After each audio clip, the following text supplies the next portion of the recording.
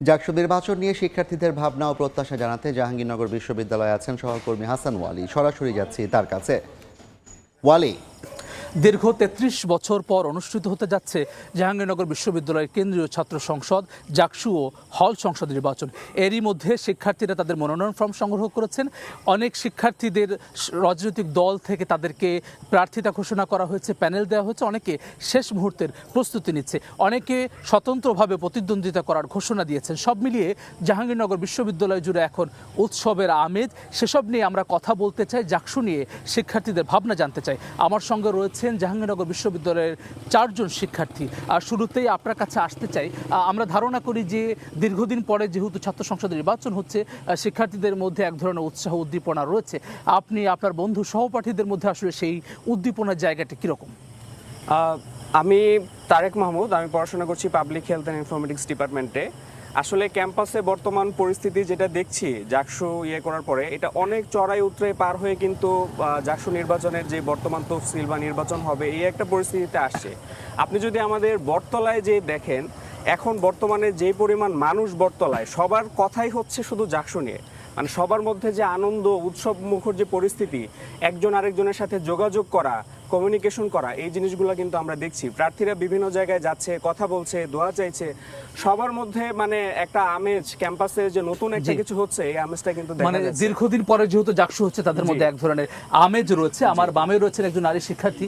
আমরা সব ধরনের গণতান্ত্রিক আন্দোলন, শিক্ষার্থীদের গণতান্ত্রিক আন্দোলনে নারী শিক্ষার্থীদের অগ্রণী ভূমিকা পালন করতে দেখি, কিন্তু জাকসুতে বিশেষত হল সংসদ নির্বাচনে নারীদের হলগুলোতে প্রার্থীর সংকট দেখা দিয়েছে। অনেক জায়গায় নারী প্রার্থী পাওয়া যাচ্ছে। এটি আসলে কারণটা কি? তারা প্রার্থিতার ক্ষেত্রে কিছুটা পিছিয়ে আছেন, এমনটি আসলে কেন?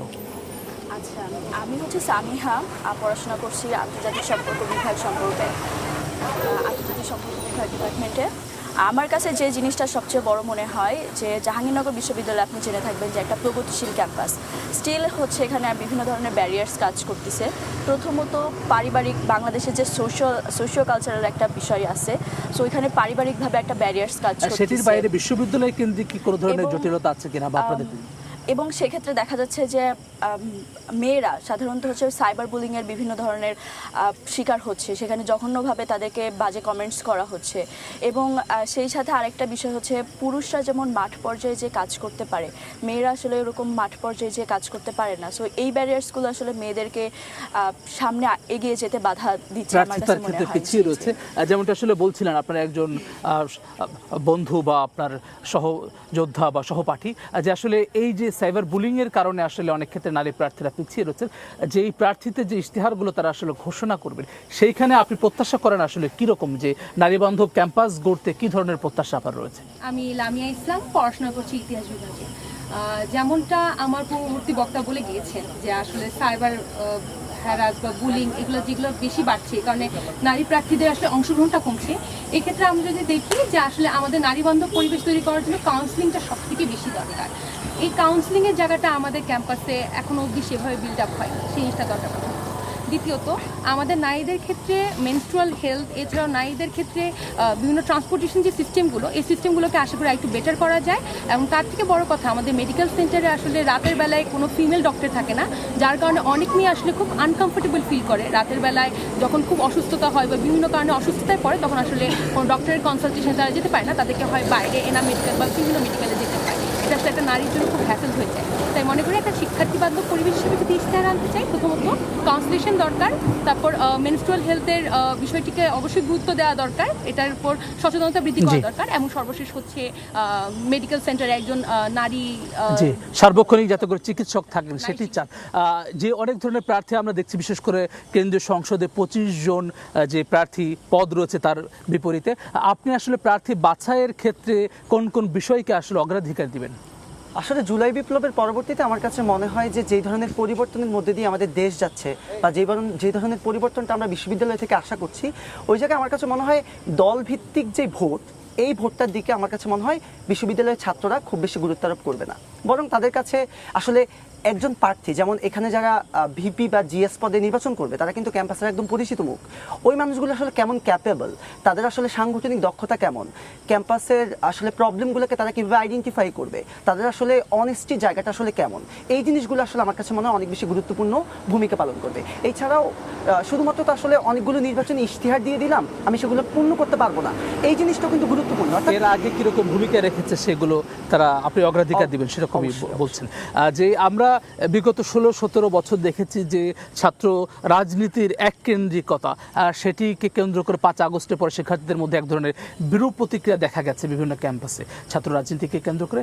এই জাকসু নির্বাচনের মধ্য দিয়ে কি তার থেকে কি উত্তরণ ঘটা সম্ভব কিনা আপনি কি মনে করেন? অবভিয়াসলি আপনি যদি এই বছর যারা মনোনয়ন সংগ্রহ করেছে এই সংখ্যাটার দিকে যদি দেখেন, তাহলে দেখবেন যে হিউজ অ্যামাউন্ট অফ স্টুডেন্ট তারা সাহস করেছে যে আমি নির্বাচন করব। তারা হয়তো কোনো দলীয় লেজুর ভিত্তিক ছাত্র রাজনৈতিক যে সংগঠন সেটার সাথে জড়িত না। আগে যখন এককেন্দ্রিক একটা রাজনীতি ছিল, তখন তারা হয়তো চিন্তা করতো যে আমি হয়তো পার্টিসিপেট করতে পারবো না, করলে আমার উপর প্রেশারাইজ করা হবে। এই ভাবনাটা কিন্তু শিক্ষার্থীদের মধ্যে নাই। আমরা যখন দেখেছি যে এই যে সিনেট ভবনে জাকসু যে নির্বাচন কমিশনের কার্যালয়, সেখান থেকে মানে অনেক মানুষ একদম অনেক স্টুডেন্টরা তারা হচ্ছে নিজের জায়গা থেকে সাহস নিয়ে মনোনয়নপত্র সংগ্রহ করেছে। তাদের একটা সাহস আছে যে আমি নেতৃত্ব দিতে পারবো, জাস্ট আমার কোনো একটা রাজনৈতিক সংগঠনের সাথে বিলং করতে হবে এরকম কোনো আশা বা প্রত্যাশা, তারা ওইরকম কোনো কিছু তাদের ভয় ছিল না। তো আরেকটা ব্যাপার হচ্ছে যে দলীয় লেজুরভিত্তিক রাজনৈতিক সংগঠন যারা আছে তাদের আপনি বলছেন যে একটি উন্মুক্ত পরিবেশ তৈরি হয়েছে।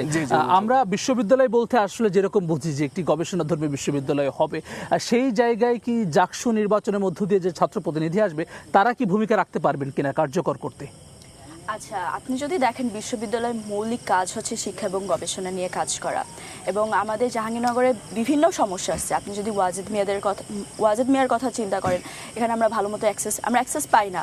তারপরে হচ্ছে আমাদের টিচাররা যে ফান্ড পায়, টিচারদের কোনো রিসার্চের ফান্ড নেই, আমরা কোনো রিসার্চ ফান্ড পাই না। আমাদের হচ্ছে লাইব্রেরিতে কোনো সেরকম বইয়ের অ্যাক্সেস নাই, সেরকম বই নাই।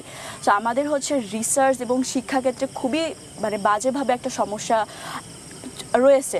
সো এই ক্ষেত্রে ভাই যে কথাটা বললেন যে হচ্ছে অনেক প্রার্থী আছে যাদের আসলে পলিটিক্যাল ব্যাকগ্রাউন্ড নেই, স্টিল তারা হচ্ছে নিজের উদ্যোগে ভলেন্টিয়ারিং ভাবে ক্যাম্পাসে রিসার্চ সেক্টরে, এডুকেশন সেক্টরে বিভিন্ন ধরনের অলরেডি ভূমিকা রাখতেছে। এরকম মানুষ যদি আমাদের জাকসুতে আসে, তাহলে দেখা যাবে যে এই যে রিসার্চ সেক্টরটা আমাদের ক্যাম্পাসের র্যাঙ্কিং যত এগিয়ে যাবে সেই প্রত্যাশা আপনি করছেন। হ্যাঁ, ওনারা যদি ওনাদের ইশতিহার অনুযায়ী কাজগুলো করে, আমাদের শিক্ষা এবং গবেষণা তথ্য প্রযুক্তিগুলোতে কাজ ঠিকমতো করে, তাহলে দেখা যাবে যে আমাদের ক্যাম্পাসের জন্য বেটারমেন্ট হবে। জি, ধন্যবাদ আপনাকে।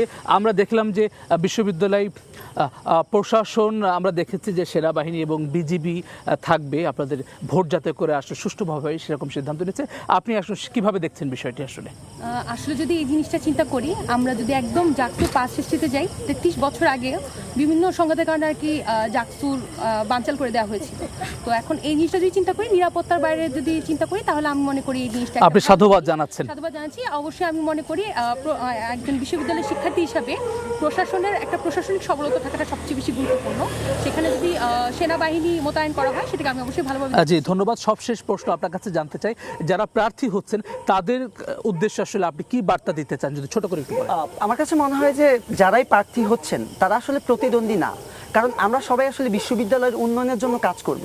তার মানে যদি আমি ইলেকশনটা হেরেও যাই, তাহলে যে আমার সহকর্মী বা সহপাঠী এই ইলেকশনটা জিতলো, আমার আসলে সর্বোচ্চ তাকে সাহায্য করা উচিত। এমনকি যে জিতলো তার উচিত হচ্ছে, অনেক ক্ষেত্রে দেখা যায় যে জেতার পরবর্তীতে আমরা আসলে ইশতেহারগুলো ভুলে যাই, আমরা আসলে দেখা যায় ওই অনুপাতে কাজ করি না। আমার কাছে মনে হয় এই সততার জায়গাটা আসলে এনশিওর করা একটা দরকার। জাকসু নির্বাচন জুলাই পরবর্তীতে সময়ে আমরা চাই একটা পরিবর্তন, এই পরিবর্তনটা আসলে তাদের হাত ধরে আসুক। আর সবার জন্য বলবো সবাইকে শুভকামনা।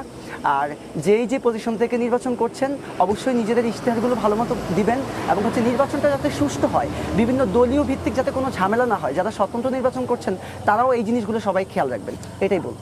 ধন্যবাদ আপনাদের সবাইকে। ধন্যবাদ দর্শক সবাইকে ধন্যবাদ যারা এতক্ষণ আমাদের সঙ্গে ছিলেন। জাহাঙ্গীরনগর বিশ্ববিদ্যালয়ের কেন্দ্রীয় ছাত্র সংসদ জাকসু নির্বাচন অনুষ্ঠিত হবে আগামী 11 সেপ্টেম্বর। সেটি নিয়ে আসলে শিক্ষার্থীদের ভাবনা আমরা জানছিলাম। আগামীকাল ডাকসু নির্বাচন নিয়ে শিক্ষার্থীদের ভাবনা আমরা জানাবো ঠিক একই সময়ে। দর্শক যারা এতক্ষণ আমাদের সঙ্গে ছিলেন সবাইকে অনেক ধন্যবাদ। আগামী দিন আপনারা থাকবেন, সবাই ভালো থাকুন, সুস্থ থাকুন, সময়ের সঙ্গে থাকুন। জাকসু নির্বাচন নিয়ে শিক্ষার্থীদের ভাবনা জানাতে জাহাঙ্গীরনগর বিশ্ববিদ্যালয় থেকে যুক্ত ছিলেন সহকর্মী হাসান ওয়ালি।